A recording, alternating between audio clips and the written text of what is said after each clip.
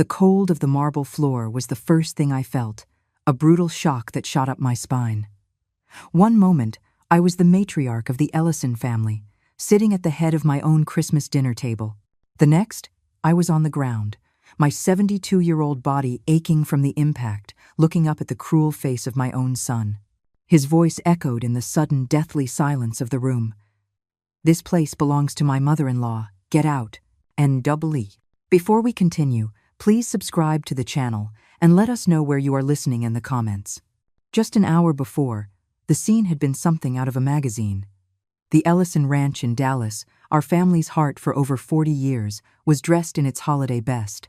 A magnificent pine tree, so tall its angel topper nearly brushed the vaulted wooden ceiling, glittered with a lifetime of ornaments. The fireplace crackled, casting a warm, golden glow on the faces of my family. The air smelled of roasted turkey, cinnamon, and pine, the scent of Christmas, the scent of home. I had spent the entire week preparing. My hands, though wrinkled, still knew their way around a kitchen, and my heart found joy in creating this perfect day for the people I loved most. My grandchildren, Emily and Jacob, had helped me decorate. Emily, at 16, was whip-smart and sensitive, with my late husband Frank's thoughtful eyes. Jacob, at 13, was all heart, a bundle of pure, uncomplicated affection. They were my world. My son, David, arrived with his wife, Monica, and her mother, Helen. I greeted them all with hugs, though Monica's was stiff, her cheek cold against mine. Helen, as always, was impeccably dressed, a picture of serene elegance, but her eyes, when they met mine, held a glint I could never quite decipher. It was a polite, smiling coldness. We gathered in the grand dining room. The long mahogany table was set with our finest china and silver, glowing under the soft light of a dozen candles. I moved to my customary seat at the head of the table, the place I had occupied beside my husband for 4 decades. It was more than a chair. It was a symbol of my place in this family, this home that Frank and I had built from nothing. As I was about to sit, David stepped forward. His face was pale, his jaw tight. "Mother," he said, his voice strained. Monica stood just behind him, her hand on his arm, a silent commander. Helen had already seated herself in the chair to the right of the head, watching the scene unfold with an unnerving calm. "Yes, David?" I smiled, though a knot of unease was tightening in my stomach. He cleared his throat. "That seat, Helen will be sitting there tonight." I blinked, certain I had misheard. "What are you talking about? Helen's seat is right there. This has always been my seat." I let out a small laugh, trying to brush away the absurdity of it. "Don't be silly, dear. Let's not be difficult on Christmas." "I'm not being difficult," he snapped, his voice rising. Monica's fingers tightened on his arm, a subtle squeeze of encouragement. "Things are changing. Helen is the senior woman here now. This place belongs to her." The words hit me like stones. The senior woman? I looked at Helen. She offered a small, sympathetic smile that didn't reach her eyes. It was the smile of a predator that had finally cornered its prey. The air crackled with tension. The staff, who had been quietly serving drinks, froze in place. My breath caught in my throat. I looked at my son, my only child, the boy I had raised, and saw a stranger. "David," I began, my voice trembling slightly. "This is my home. You know what this chair represents." "It represents the past," he cut me off, his frustration boiling over into rage. "You're stuck in the past, Mother. It's time for new leadership in this family, in this company. It's my house now. It is not your house until I am dead," I said, my voice dropping to a whisper, filled with a sudden, cold fury. That was when he did it. He didn't just ask again. He didn't argue. He lost all patience. He placed his hand flat on my shoulder and pushed. It wasn't a gentle nudge. It was a hard, deliberate shove, fueled by years of resentment I never knew existed. For a 72-year-old woman, it doesn't take much to lose your balance. I stumbled backward, my heel catching on the leg of the chair. Time seemed to slow down. I saw Emily's wide, horrified eyes from across the table. I saw Jacob's mouth open in a silent scream. I saw Monica's lips curl into a faint, triumphant smirk. Then, impact. My hip struck the marble floor with a sickening thud. The sharp, blinding pain was immediate, But the emotional shock was worse. My wine glass, which I'd still been holding, flew from my hand and shattered against the floor, the sound as sharp and violent as a gunshot. A deathly silence fell over the room. It was broken by my grandson. "Grandma!" Jacob screamed, jumping up from his chair to run to me. But my eyes were locked on a small, blinking red light in the corner of the room. Emily, my beautiful, sensitive Emily, had been holding her new phone, intending to capture a video of our family's happy Christmas dinner. Her hand was shaking, but the lens was pointed directly at the scene. It had recorded everything: my son's cruel words, his violent push, my humiliating fall, the broken glass spreading like tears around me. I saw it all reflected in her phone's dark screen: the face of a heartbroken old woman on the floor, the victorious smiles of my daughter-in-law and her mother, and the face of the son I no longer recognized, standing over me without a shred of remorse. The war had begun, and they had just handed me my first and most powerful weapon. A betrayal of that magnitude doesn't happen in a single, explosive moment. It's a cancer that grows in the dark, fed by whispers and secret resentments. Looking back, I can see the signs were all there, like faint cracks in a foundation. I just didn't want to see them. The week before Christmas, while my heart was full of nothing but love for my family, the plot against me was already in motion. I remember that week so clearly. The Dallas air was crisp and cool, a welcome break from the usual Texas heat. The city was aglow with festive lights, and I felt a genuine sense of peace. Frank had been gone for 2 years, and the holidays were still tinged with sadness. But my grandchildren, Emily and Jacob, were a powerful antidote to grief. Their excitement was contagious. I spent an entire afternoon at Neiman Marcus, searching for the perfect gifts. For Emily, I found a beautiful first edition copy of her favorite classic novel, bound in dark green leather. She had my husband's love for books, a quiet intelligence that saw the world with an artist's sensitivity. I knew she would treasure it. For Jacob, it was easier. He was all boy, full of energy and a love for the outdoors. I bought him the new mountain bike he'd been circling in catalogs for months, a gleaming machine of chrome and black. I pictured his face on Christmas morning and smiled to myself in the middle of the bustling store. I was so wrapped up in my joyful preparations, so blissfully unaware. I imagined them all at the ranch, opening their presents, the fire roaring, our family safe and happy in the home Frank and I had built. I saw David, my son, smiling as he watched his children. In my mind, he was still the boy who used to run to me with scraped knees, the young man who had looked at me with such pride at his college graduation. I was living in a past that, I now realize, no longer existed. While I was choosing wrapping paper, my son was sitting in a dark, expensive restaurant downtown, selling his birthright for a bowl of soup. I can picture the scene now as if I were a fly on the wall. The restaurant would have been one of Monica's choices, all sharp angles, gleaming chrome, and hushed, self-important tones. It was the kind of place where deals were made, a cold and sterile environment for a cold and sterile conversation. The 3 of them were there: David, my son, Monica, his ambitious wife, and Helen, her mother, the serpent in our garden. They would have ordered a bottle of wine that cost more than most people's weekly groceries. Helen would have guided the conversation, as she always did, with the practiced skill of a master puppeteer. She never raised her voice. She never appeared angry. She simply planted seeds of poison with a gentle, concerned smile. "David, darling," I can hear her saying, her voice smooth as silk. "You know how much I admire your mother. Margaret is one of the strongest women I've ever known." She would have paused, letting the compliment land, disarming him. "But," she would continue, her tone shifting to one of deep, feigned concern, "the world of construction, of business. It isn't the same one she and Frank conquered.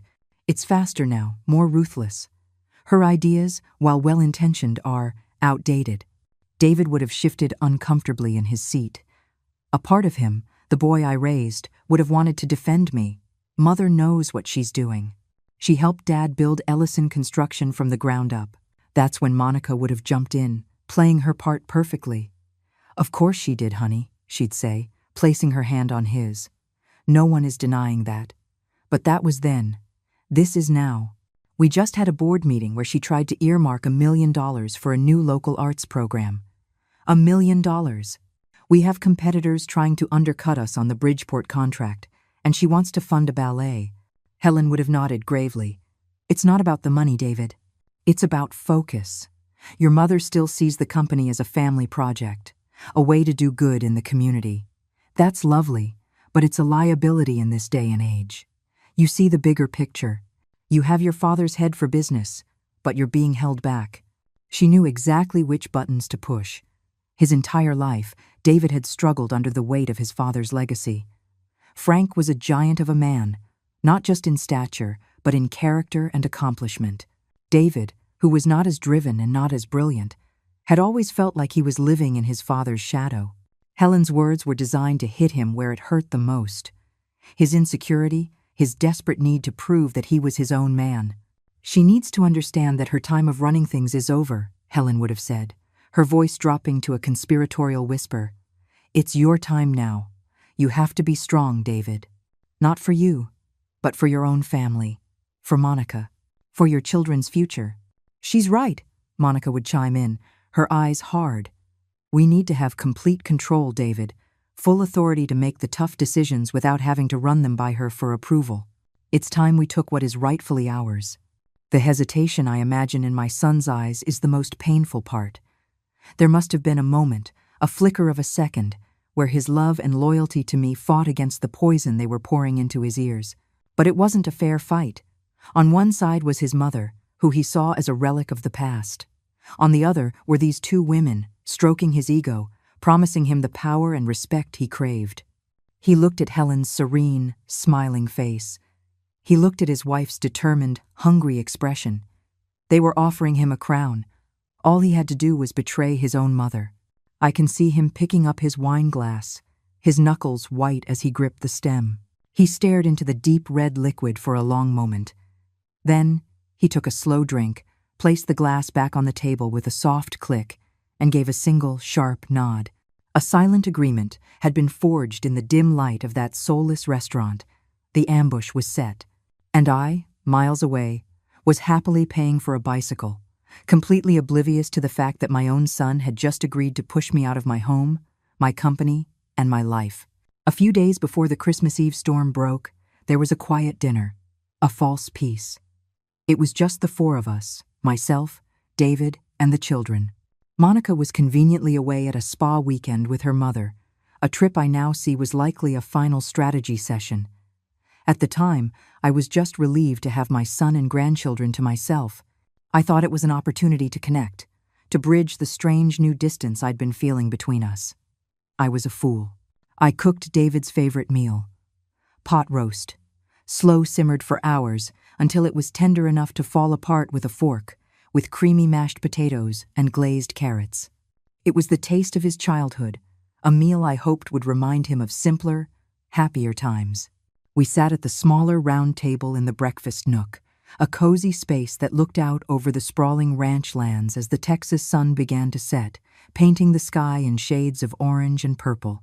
For a little while, it felt normal.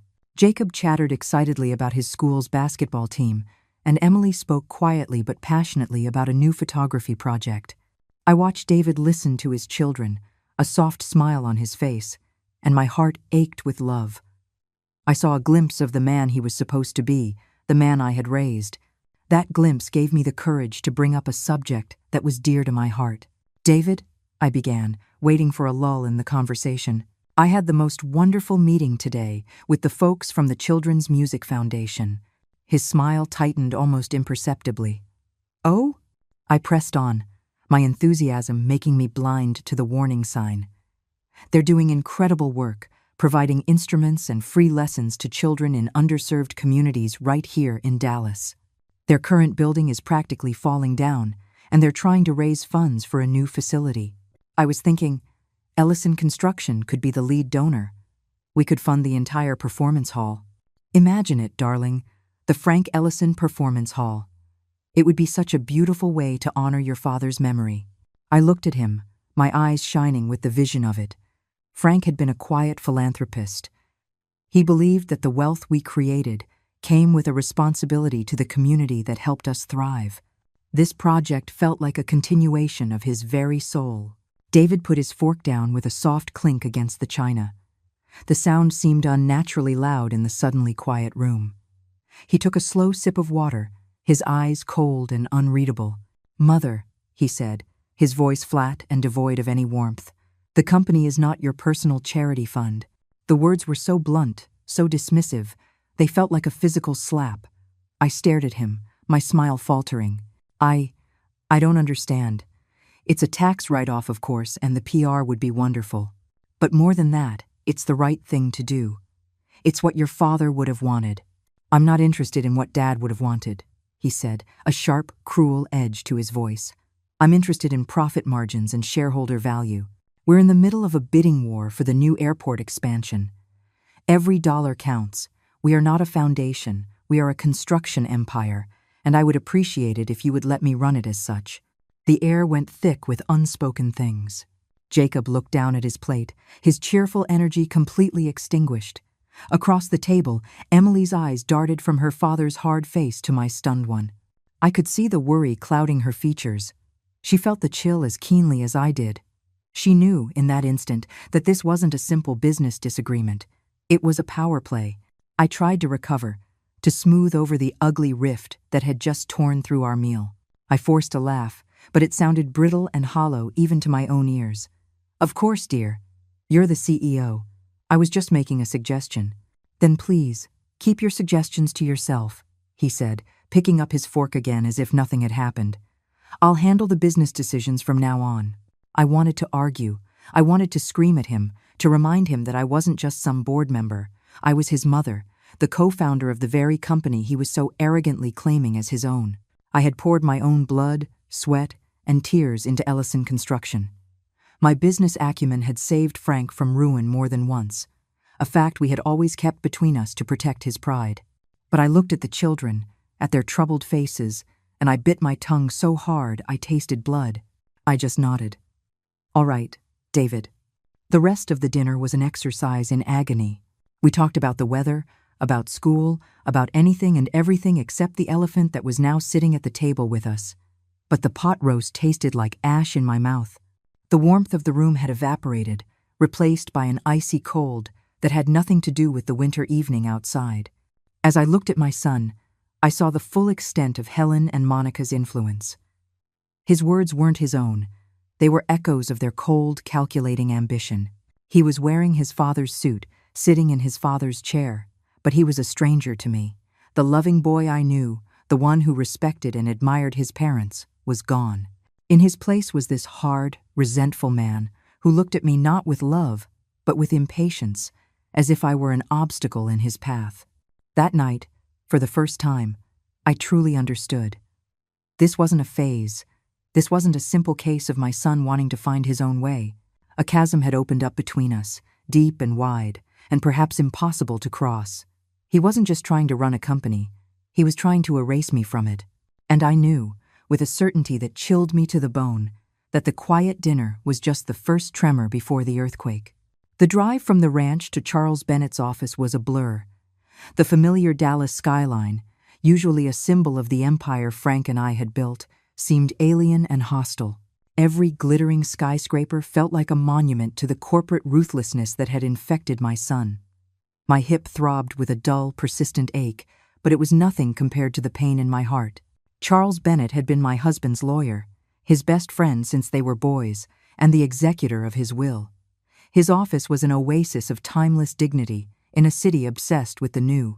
It was paneled in dark mahogany, lined with floor-to-ceiling bookshelves, filled with leather-bound legal tomes, and smelled faintly of old paper and good whiskey. It was a place of secrets and trust. He met me at the door, his usually cheerful face etched with grave concern. At 74, Charles was still sharp as a tack, with wise, kind eyes that had seen it all.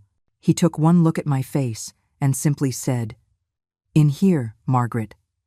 Let me pour you a brandy." I didn't protest.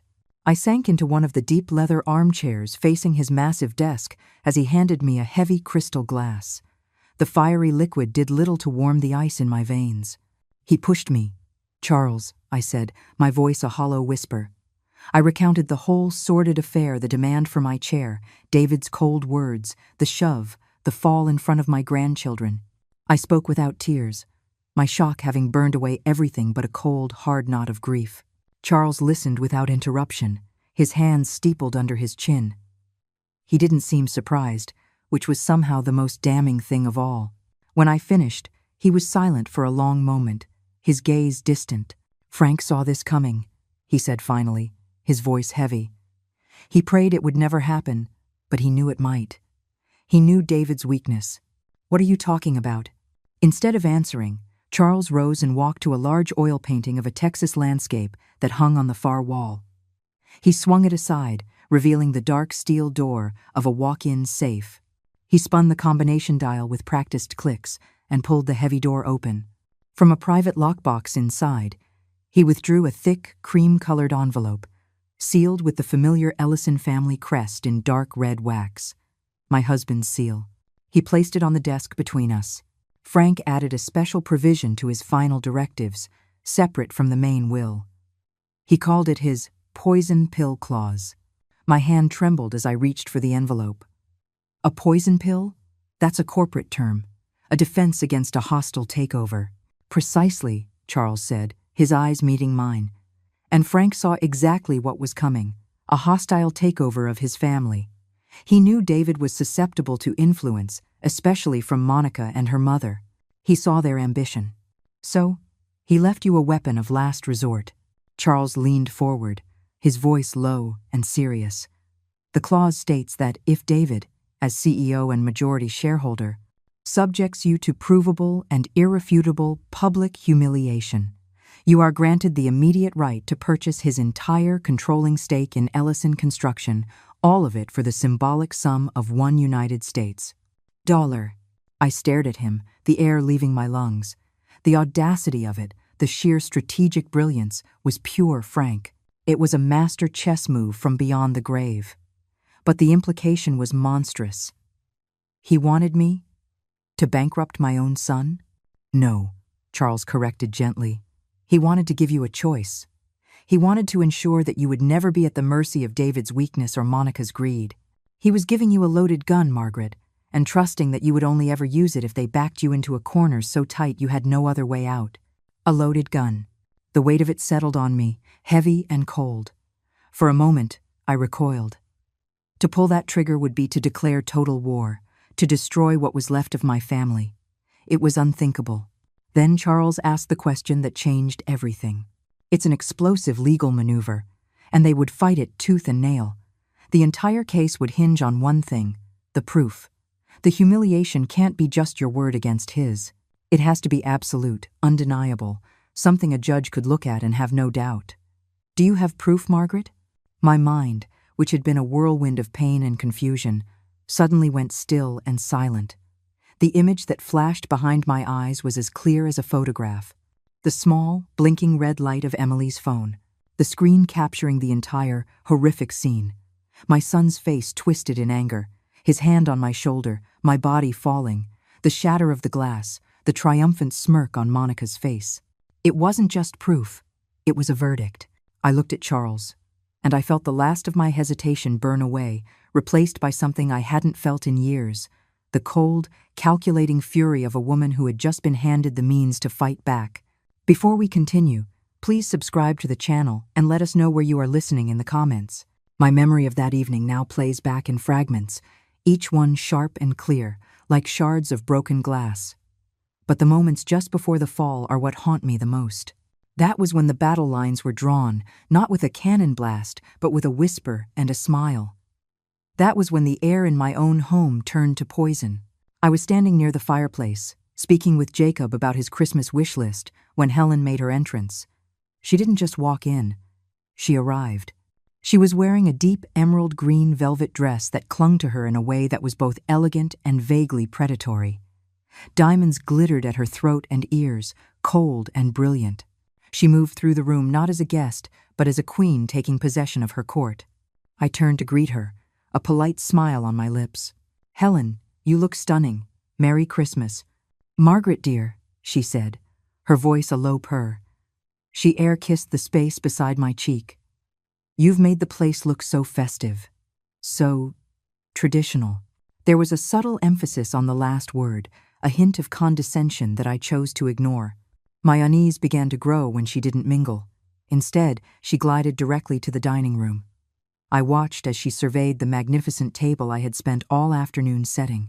Then, with a quiet, deliberate grace, she placed her evening bag on the table, next to the chair to the right of the head, my husband's former seat, the seat of honor. And then she sat down, crossing her legs, the picture of serene entitlement. It was a blatant power play, and everyone in the room felt it. The serving staff, who were putting the final touches on the place settings, exchanged nervous glances. Even Jacob seemed to sense the shift in the atmosphere, his cheerful chatter fading into silence. It was a declaration. She was no longer a guest. In her mind, she had already been promoted. I saw David and Monica standing near the entryway, their heads close together. They were a tight, conspiratorial unit. Monica had her hand locked on David's forearm, her crimson nails digging slightly into the fabric of his suit jacket. I couldn't hear her words, but I could read the intensity in her expression, the way her eyes bored into him. It was the look of a handler giving a final, urgent command to a prized animal before letting it off the leash. Later, piecing it all together, I could almost hear her whisper, her voice a venomous hiss in his ear. "It's time, David. The pleasantries are over. Are you going to be the man of this house? Or are you going to let her treat you like a little boy forever? Show her who's in charge now." I watched my son's face. I saw the conflict there, the flicker of doubt, the shadow of the boy who loved his mother. But it was fleeting. Under Monica's relentless pressure, his features hardened, his jaw set. He straightened his shoulders, pulling himself up to his full height, a pale imitation of his father's confident stance. He was steeling himself for what was to come. The writing was on the wall, in bold, cruel letters, and I had been too busy admiring the Christmas decorations to read it. The pressure from those two women was a physical force in the room. It was a vice, and my son was caught in the middle, being squeezed until his own character and conscience were crushed. Helen, with her silent, regal disapproval from the table, and Monica, with her sharp, whispered provocations, had become the puppet masters. David was about to dance on their strings. I decided to try and seize back control, to pretend this wasn't happening. I clapped my hands together, forcing a bright, cheerful tone into my voice. "All right, everyone. Shall we take our seats? The turkey is about to be carved." My voice cut through the thick tension, but it didn't dissipate it. The staff scurried to their positions. Emily and Jacob moved uncertainly toward their chairs. Monica gave David's arm one last, hard squeeze and then released him, a faint, knowing smirk on her lips.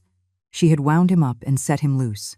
I turned and walked toward my chair at the head of the table, the one that had been mine for 40 years.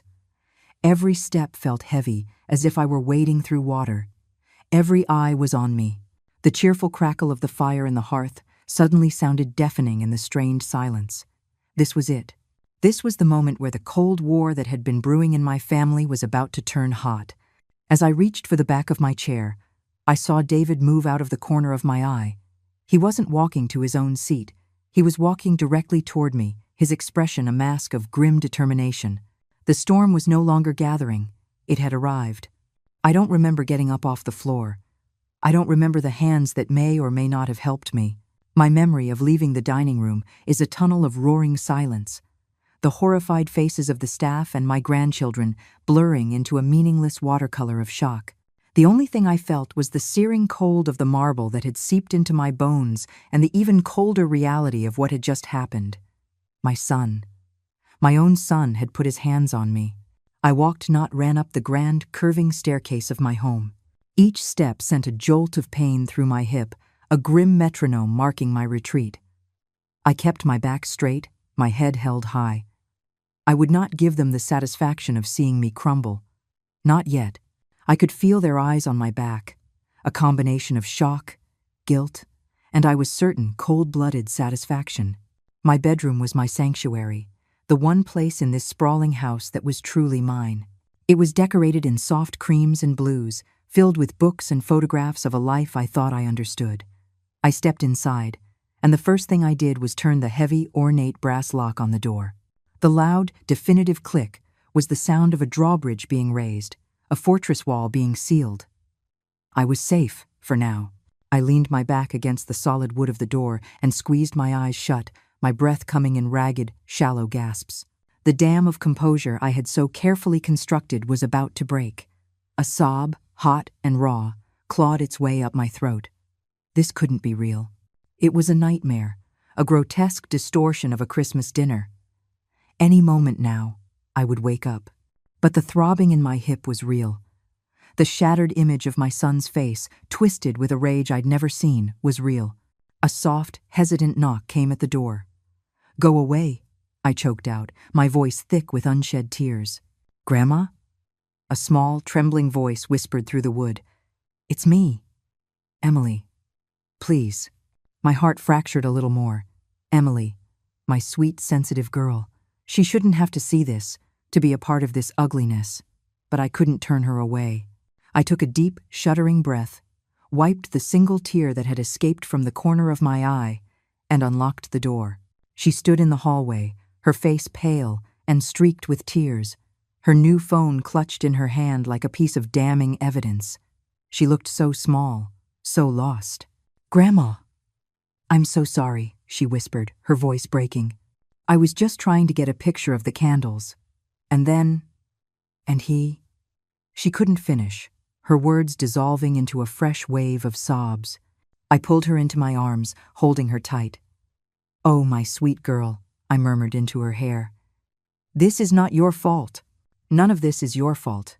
You hear me?" She nodded against my shoulder, but her body was still shaking. After a long moment, she pulled back slightly and held out the phone to me. Her hand was trembling so violently the device was a blur. I think you need to see this," she said, her eyes pleading with me to understand. I took the phone from her. Its cool, smooth surface felt alien in my hand. "Go to your room, sweetheart," I told her gently. "Lock your door. I'll come see you in a little while." She hesitated, looking as if she wanted to stay, to protect me. But she saw the new, hard look in my eyes and simply nodded, giving my hand one last squeeze before turning and hurrying down the hall. I locked the door again and walked on unsteady legs to a wingback chair near the window. Outside, the last light of day had faded, and the vast Texas sky was a blanket of dark, indifferent velvet. For a moment, I just sat there, the phone heavy in my lap. Did I really want to see it? Did I want to relive the single most humiliating moment of my life? Part of me wanted to throw the phone against the wall, to shatter it into a million pieces and pretend it never happened. Part of me, the mother in me, wanted to find excuses for David, to believe he had just snapped under pressure, that he didn't mean it.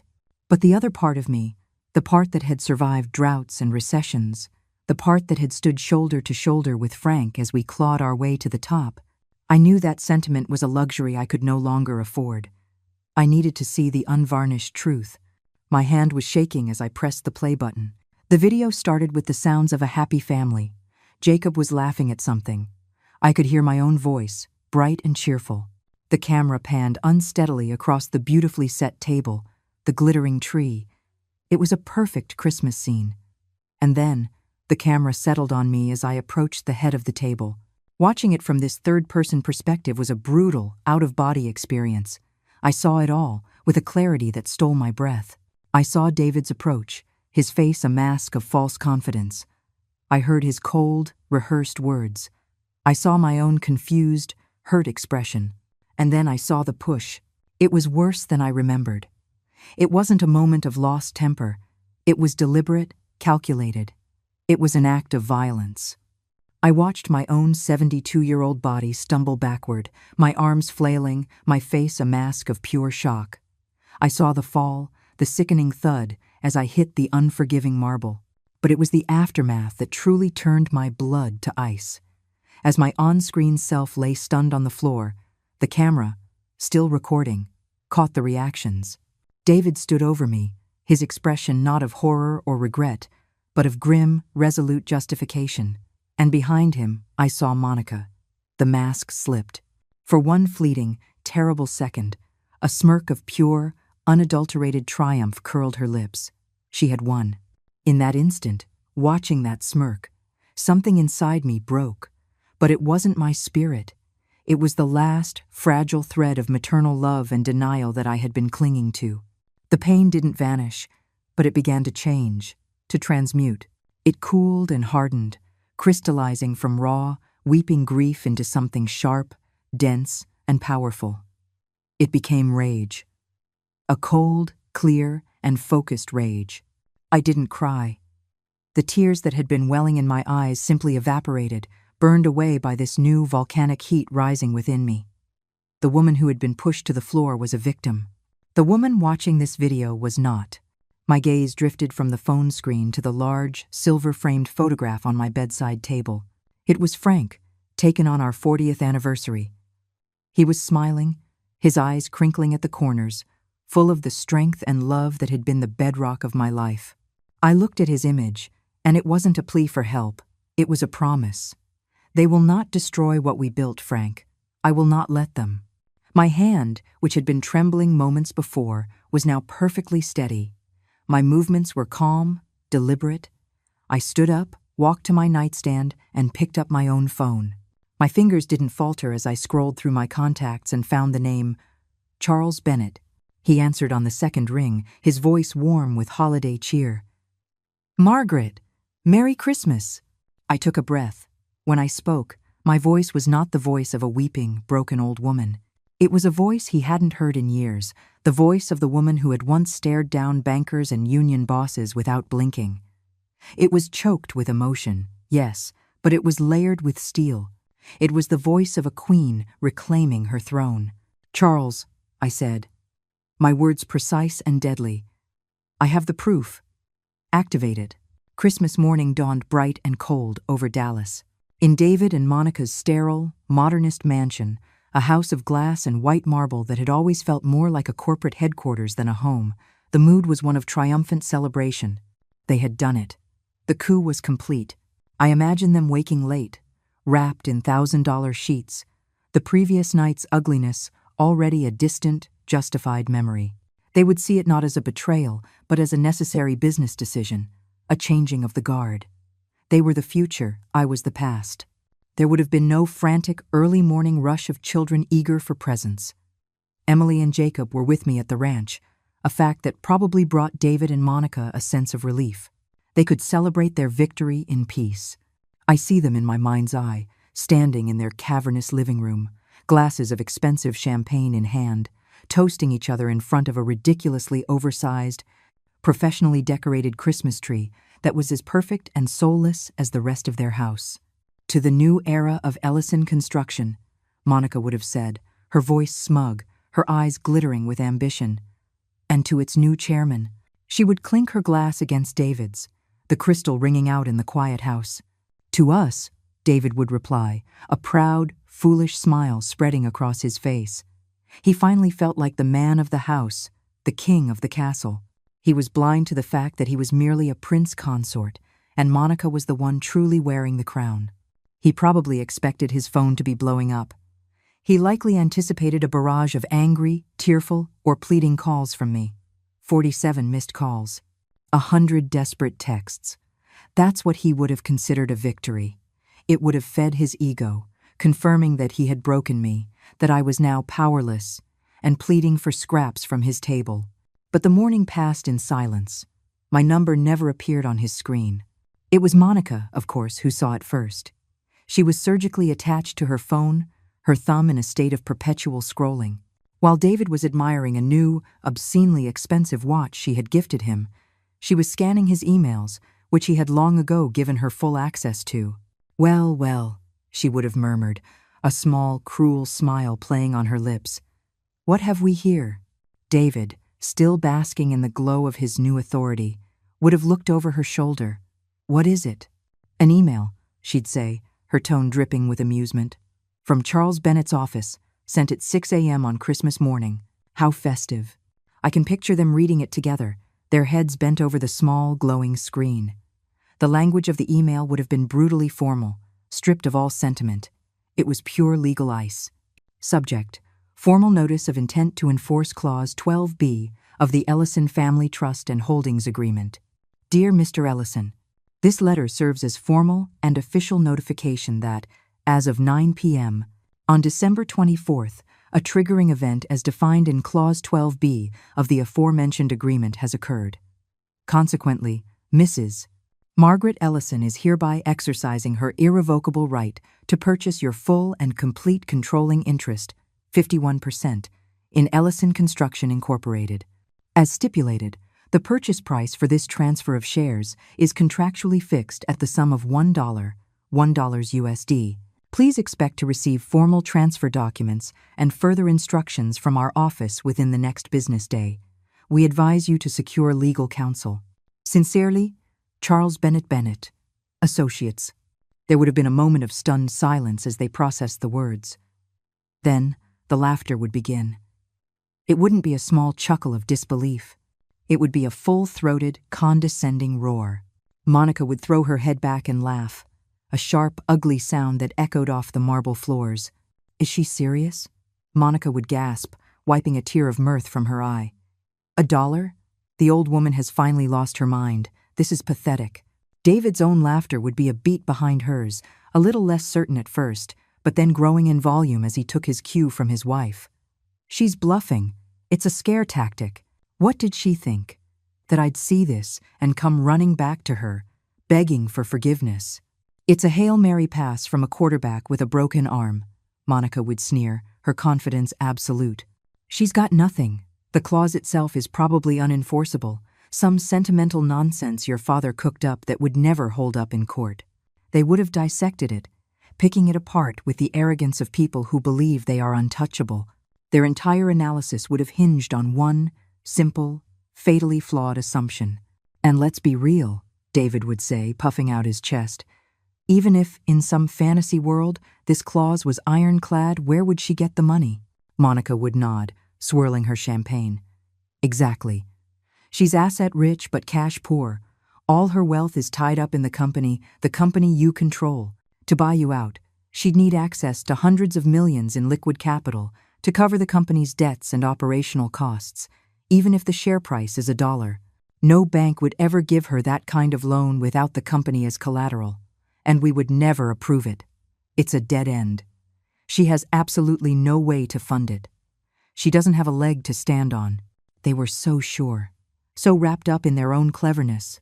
They saw the world through a lens of balance sheets and stock prices, and in that world they were invincible.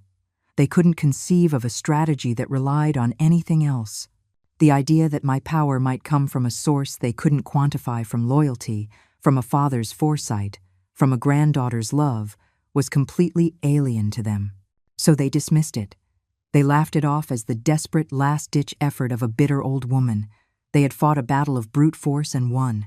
They had no idea that I was fighting a completely different war on a battlefield they couldn't even see. They deleted the email, poured another glass of champagne, and went about their Christmas day, secure in the knowledge that they had won. They were celebrating a victory, completely unaware that the single quiet email they had just laughed at wasn't a pathetic bluff. It was the sound of a well-oiled guillotine sliding into place. While David and Monica were laughing in their glass house, Helen was sitting in the quiet, silk-paneled study of her own home, and she was not laughing at all. Monica, in her gloating triumph, had forwarded Charles Bennett's email to her mother with a simple, smug message attached. "Can you believe the nerve? She's officially lost it. Lol." Helen read the email once. Then she read it again, her perfectly manicured fingers scrolling slowly down the screen. There was no amusement in her cold, intelligent eyes. David and Monica saw a pathetic bluff. Helen saw a declaration of war from a player she had never underestimated. She knew my late husband, Frank. He was a brilliant, tough-as-nails businessman, but he was also a sentimentalist when it came to his family. This poison pill clause, however, was not the work of a sentimentalist. It was the cold, hard calculation of a master strategist. Frank Ellison did not build half measures into his legal directives. If the clause existed, Helen knew with chilling certainty it was ironclad.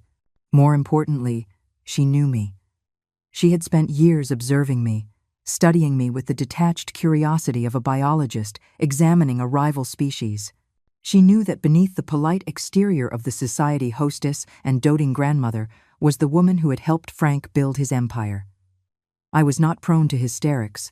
I did not make empty threats. If I had told Charles Bennett to activate that clause, it was because I held a winning hand.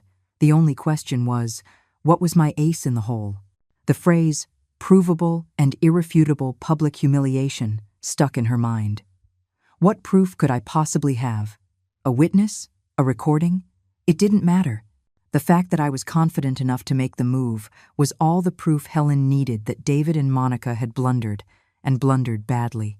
They had mistaken a sleeping lioness for a house cat, and now they were about to get mauled. Helen did not waste a single second on recriminations. Emotion was a liability. Action was everything. She immediately saw the new shape of the battlefield. This was no longer a simple, two-sided coup. It was a chaotic mess, and chaos was a ladder. Her first call was to her publicist. "Michael, darling," she said, her voice a mask of distress and sorrow. "Something terrible has happened. An internal family matter has escalated. I need you to release a statement on my behalf immediately." Within the hour, a carefully worded statement was leaked to the Dallas Society pages and key financial news outlets.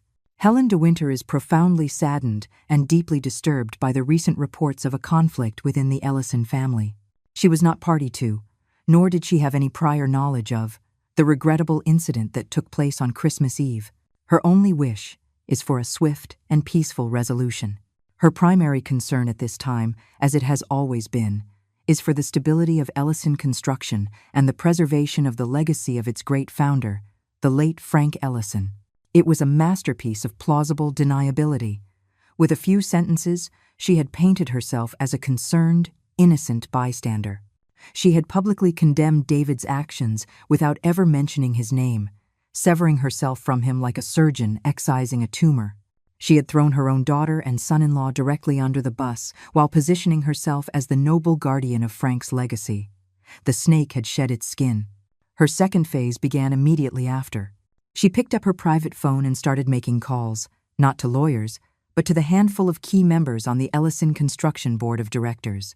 Her first call was to John Carmichael, a gruff, old-school oil man who had served on the board with Frank for 30 years.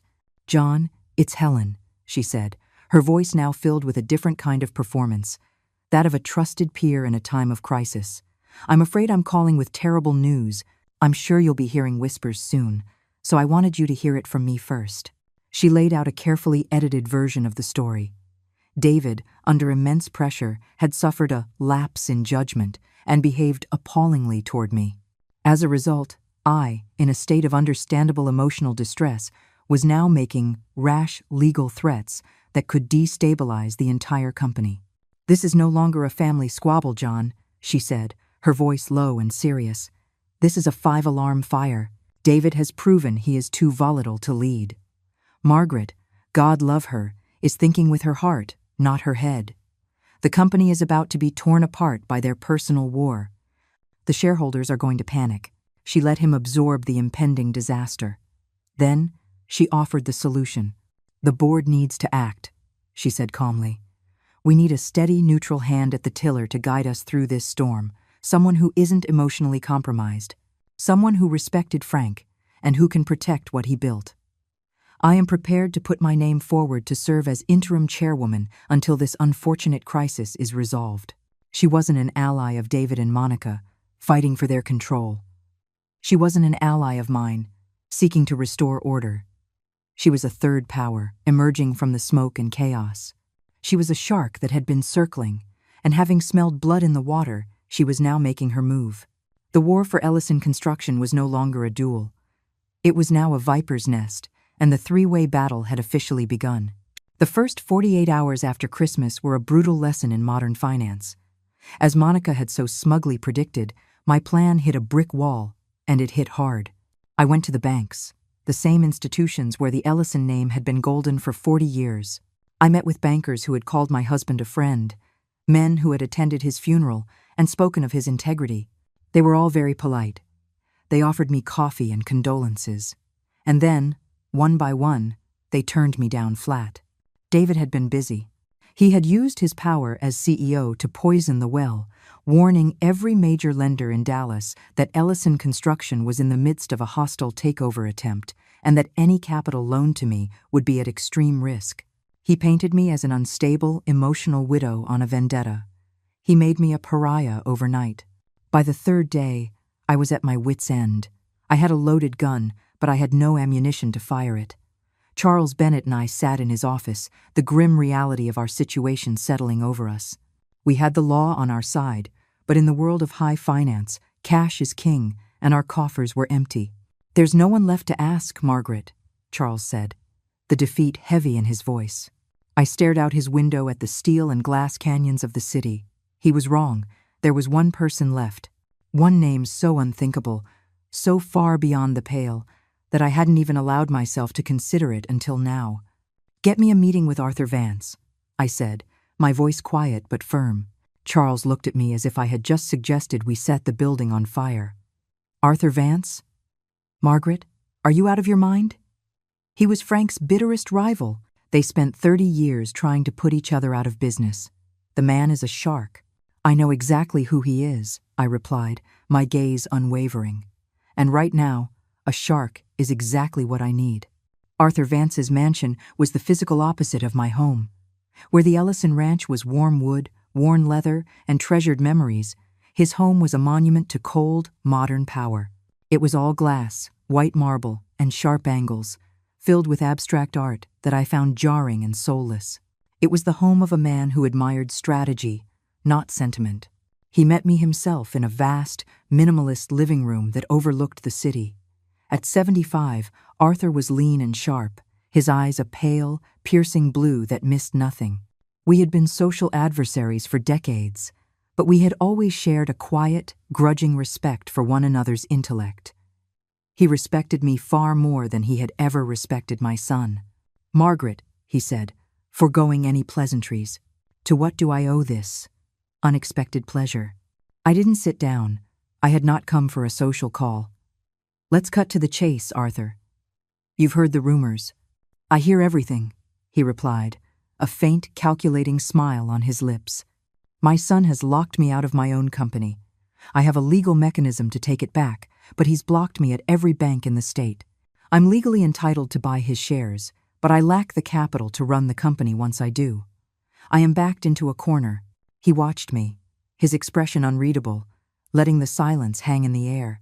"I need your money, Arthur," I said, laying my cards on the table. "And you need the one thing you've never been able to get, a door into Ellison Construction, a door that only I can open for you." He walked to the floor-to-ceiling window and looked out at the city below, his hands clasped behind his back. He knew the deal of a lifetime when he saw it. He was the only person in Texas with the resources and the nerve to defy David, and the only one who would relish the fight. He turned back to face me. 40%, he said, his voice flat and non-negotiable. "I'll provide the full line of credit you need to operate, and I'll fund your legal battle to the bitter end. In exchange, upon your successful acquisition of your son's shares, you will sign over 40% of the company to me. That's my price." It was a devil's bargain. I would be giving away nearly half of the empire Frank and I had built. I would be handing our greatest enemy a stake in our legacy. But the alternative was to let it all fall into the undeserving, incompetent hands of Monica and David, to let them tarnish everything Frank had stood for. I didn't hesitate. "You have a deal." I held out my hand. Arthur Vance looked at it for a moment, then took it in his own firm, dry grip. The handshake was brief, businesslike. An unholy alliance had just been formed. I had sacrificed a piece of my kingdom, but in doing so, I had just bought myself an army. The Ellison Construction boardroom is on the top floor of a skyscraper in downtown Dallas. It's a space designed to project power, with a 20-foot-long mahogany table polished to a mirror shine and a wall of glass offering a god's-eye view of the city we had built. I had chosen the decor myself years ago, but on that morning, walking into it felt like entering a foreign country. They were all there, the entire board of directors, a collection of grim-faced men in expensive suits, summoned by their CEO for an emergency meeting. At the head of the table, in the seats that had once belonged to Frank and me, sat David and Monica. My son looked every bit the part of the powerful executive, his suit perfectly tailored, his hair perfectly coiffed. He radiated an air of impatient authority. Beside him, Monica was a portrait of icy composure, her hands folded neatly on the table, a slim leather portfolio in front of her. They looked confident, invincible. From their perspective, this was the final act. They had weathered my pathetic legal threat, secured the banks, and were now about to publicly consolidate their power and formally cast me out. They thought this meeting was their coronation. They had no idea it was their execution. The room fell silent as the heavy oak doors swung open. Every head turned. The expressions on the faces of the board members shifted from nervous anticipation to stunned disbelief. David's jaw literally dropped. I walked in first, my steps slow and deliberate on the plush carpet. I wore a simple but impeccably tailored navy blue suit, my hair styled, my expression serene. I was not the hysterical old woman they were expecting. I was the matriarch of Ellison Construction, and I had come to reclaim my house. The second shockwave hit the room a moment later as Charles Bennett followed me in, carrying a briefcase. The third, and most powerful, was the man who entered behind him, Arthur Vance. The sight of my husband's greatest rival walking into the Ellison boardroom sent a ripple of audible gasps through the room. Arthur, looking perfectly at ease in his own bespoke suit, simply nodded to the assembled board members as if he were attending a regular Tuesday meeting. He was followed by a team of 3 sharp, predatory-looking lawyers from his own firm who moved with the silent efficiency of a wolf pack. I saw Helen, seated at the far end of the table. She had positioned herself as the wise elder, the neutral party ready to step in and save the company from the family's implosion.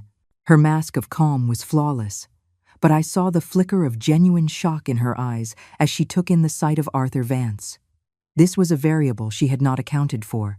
Her carefully constructed plans had just been hit by a tornado. David was the first to find his voice. He shot to his feet, his face turning a blotchy red. "What is the meaning of this?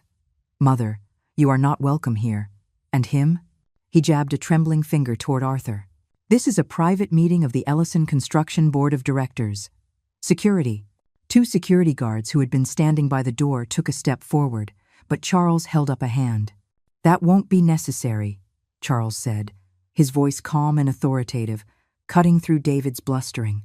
"Mrs. Ellison is here as the primary stakeholder of the Ellison Family Trust, and Mr. Vance is here as her financial counsel." "Financial counsel?" Monica scoffed, her voice dripping with derision. "What is this? A joke? You have no standing here. We are moving to have you formally removed from the trust on grounds of incompetence."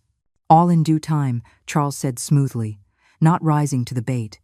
"But first, there is the matter of the agenda item I submitted this morning. The enforcement of Clause 12B. David let out a harsh, barking laugh. Clause 12B is a fantasy. It's a non-binding, sentimental piece of garbage, and you have absolutely no grounds to enforce it. This meeting is over. Get out." "On the contrary," Charles said, opening his briefcase, "the grounds are, unfortunately, quite solid." He retrieved a small, slim laptop and a projector remote. "As you all know," he said, addressing the now utterly bewildered board, Clause 12B is a unique provision triggered by an act of provable and irrefutable public humiliation against Mrs. Ellison by the acting CEO. We are here today to provide that proof. A palpable tension seized the room. The board members shifted in their seats, exchanging uneasy looks. David and Monica stared, a flicker of uncertainty finally breaking through their arrogant facade. "What proof could we possibly have?" "This is ridiculous," David stammered, but his voice had lost its conviction. Charles didn't answer. He simply aimed the remote at the large screen that descended silently from the ceiling at the far end of the room and pressed a button. The screen flickered to life. For a moment, there was just the image of our beautifully decorated dining room, the Christmas tree glittering, the candles glowing. The sound of cheerful family chatter filled the silent boardroom. I saw a few of the board members relax slightly. This was just a home video. Then the camera found me. It found David. The audio became sharp and clear. Every person in that room heard my son's voice, cold and cruel. "That seat, Helen will be sitting there tonight." They heard my confused reply, my attempt to laugh it off. They heard him snap back, his voice rising with anger.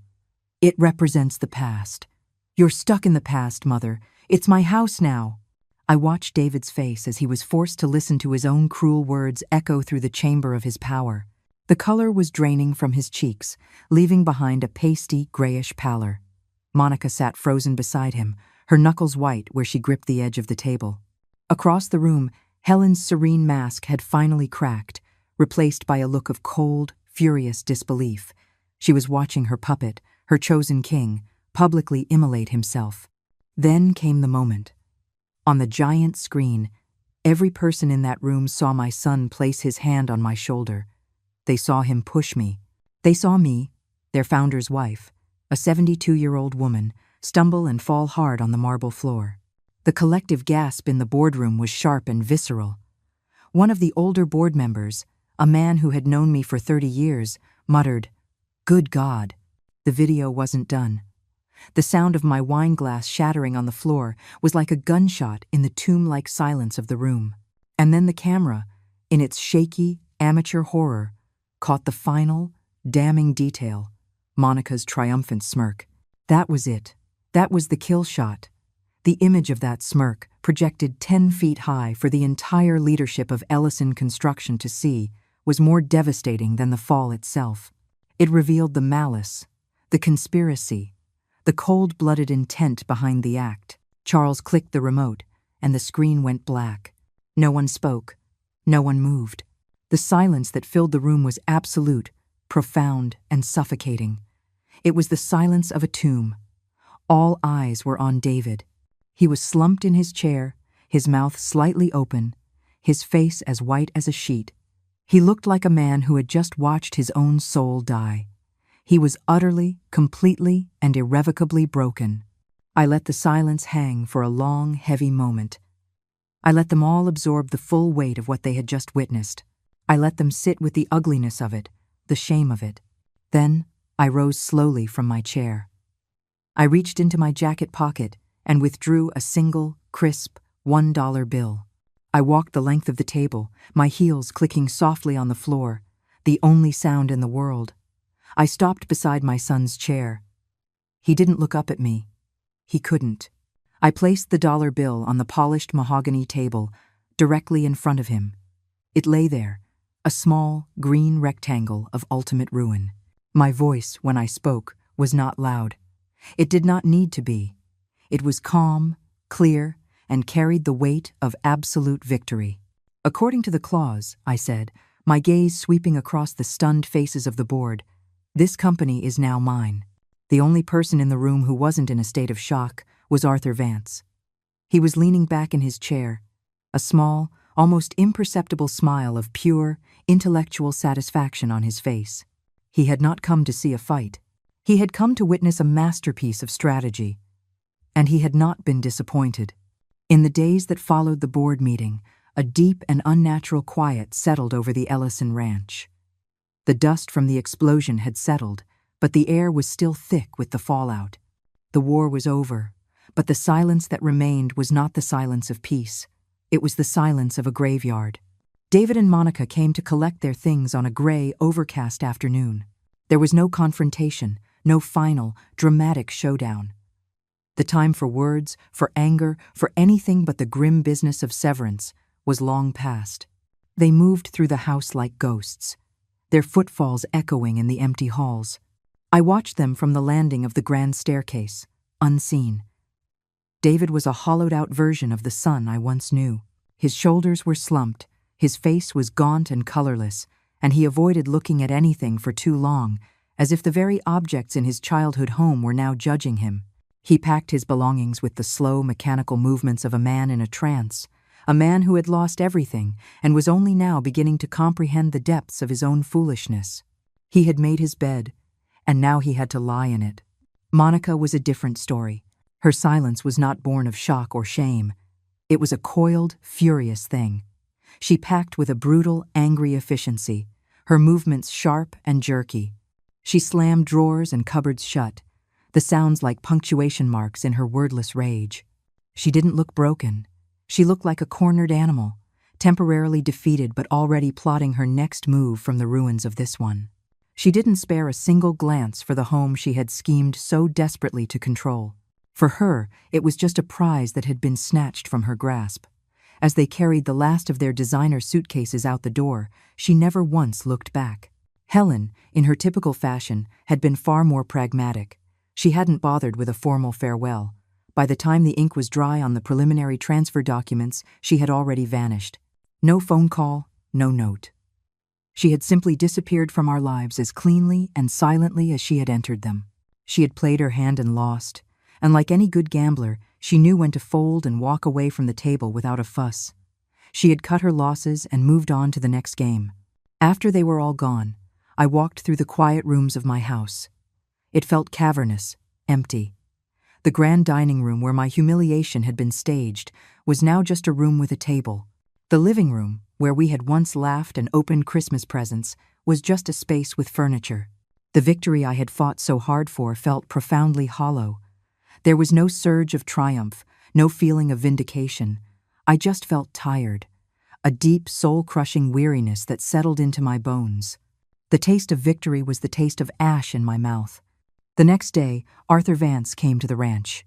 He didn't bring his team of lawyers this time. He came alone. We sat in Frank's study, a room where so many landmark deals had been signed. Charles Bennett was there with me, and he laid out the final, ironclad documents on the massive oak desk. The paperwork that would formally transfer 40% of Ellison Construction to my husband's greatest rival. Arthur read through the documents with his usual sharp, dispassionate focus. He wasn't gloating. This wasn't personal for him. It was just business, and it had been a very, very good piece of business. "It's all in order," he said finally, placing the papers down. "A deal's a deal, Arthur," I said, my voice steady. I picked up the heavy, gold-plated pen that had belonged to Frank, the one he'd used to sign the company's incorporation papers all those years ago. For a fleeting second, my hand hesitated over the signature line. This was it.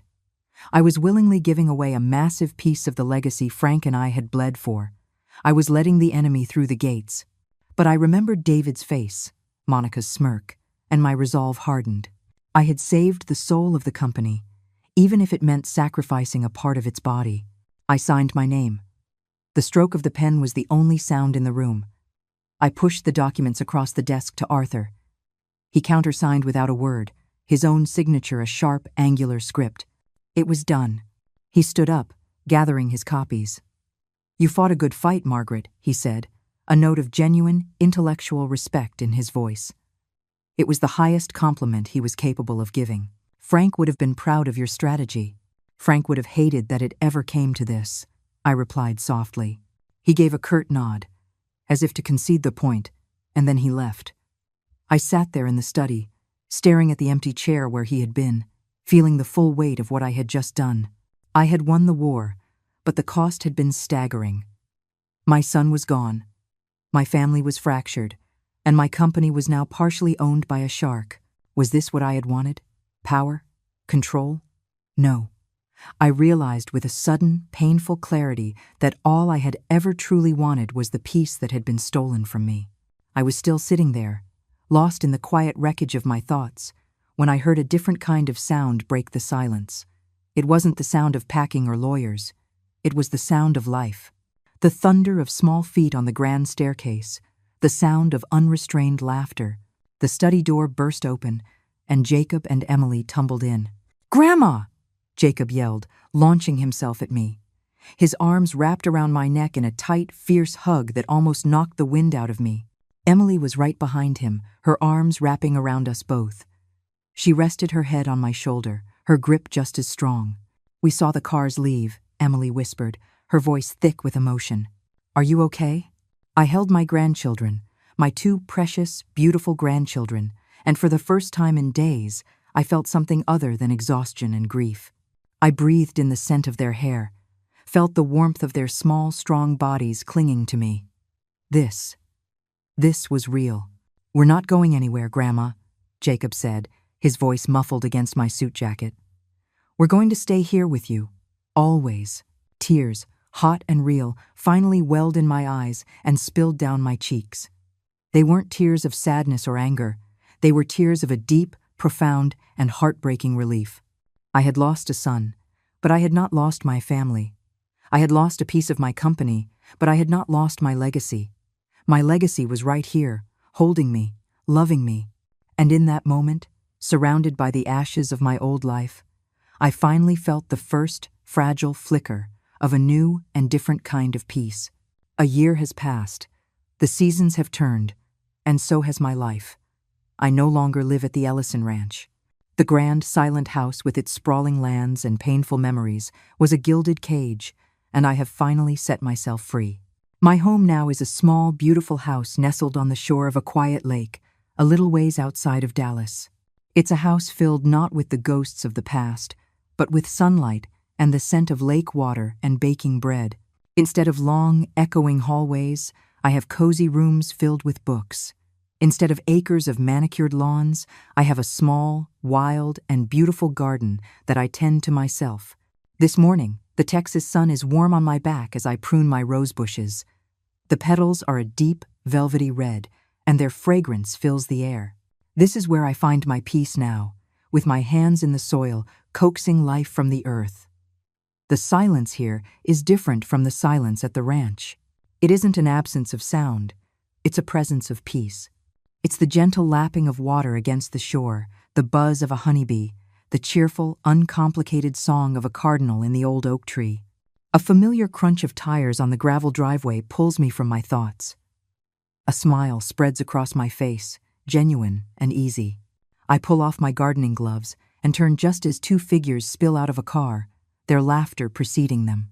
"Grandma," Jacob yells, his 14-year-old voice cracking with the endearing awkwardness of adolescence. He's all long limbs and boundless energy, and he closes the distance between us in a few loping strides, wrapping me in a hug that lifts me clean off the ground. Emily, now a poised and graceful 17, follows at a more sedate pace, but her smile is just as bright.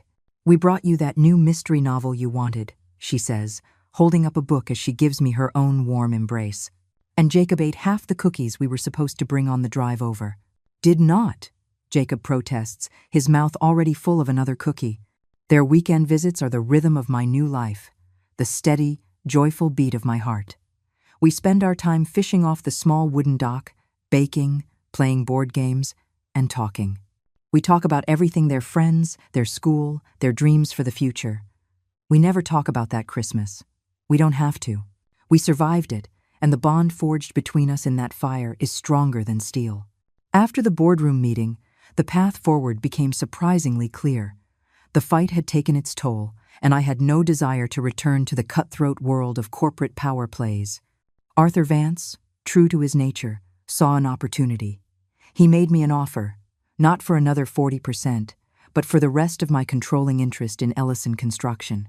It was a fair offer, a ridiculously generous one. He didn't have to make it. He already had his foot in the door. But I think in his own way he understood. He wasn't just buying a company. He was buying my freedom, and he knew the price was high. I accepted. I kept only a small, non-controlling block of shares, which I placed into a tightly managed trust fund for Emily and Jacob. My children's children would never have to worry about money, but they would have to make their own way in the world. They would have to build their own legacies, not inherit a tarnished one. I walked away from the empire I helped build. I left the money, the power, the influence, and the name on the side of the skyscraper, and I have never, for one single moment, regretted it. Later that afternoon, after a long and lazy lunch on the porch, Emily brings me the mail. It's the usual collection of bills and catalogs, but there's one thing that stands out: a postcard. The picture on the front is of a sleek, modern skyscraper in Shanghai. The handwriting on the back is sharp and angular, instantly recognizable. "Margaret, heard you sold the rest of your shares. Smart move. You won, you know. You always win. A.V." I hold the postcard for a long time, looking at Arthur's familiar, arrogant script. He thinks I won the war we fought, the corporate battle, the fight for control of Ellison Construction. He sees the world in terms of wins and losses, of territories conquered and deals closed. He will never understand the truth. My victory wasn't the moment I placed that dollar bill on the boardroom table. My victory wasn't bankrupting my son or outmaneuvering my enemies. My real victory is this. It's the warmth of the sun on my face. It's the sound of my grandson's laughter as he skips a stone across the lake. It's the quiet pride in my granddaughter's eyes as she talks about the university she wants to attend. They tried to take everything from me. My home, my company, my dignity. They thought those things were the source of my strength. They thought power was something you owned, a title you held, a number in a bank account. They were so busy fighting for the throne, they never realized that the real kingdom was something you carry inside your own heart. They lost the moment they forgot what it means to be a family. I look up from the postcard and out at the sparkling water. Jacob is trying to teach Emily his stone-skipping technique, and she's laughing, her head thrown back in the golden afternoon light. My heart feels full, not with the hollow pride of ownership, but with the quiet, profound joy of belonging. This is my legacy. Not the steel and glass towers downtown, but this peace, this love. This is the one thing they could never have taken from me. If you enjoyed this story, please like the video, subscribe to the channel, and comment 1 below. If not, feel free to comment 0 so we know and can improve future videos. To hear the next story, click the box on the left. Thank you for watching.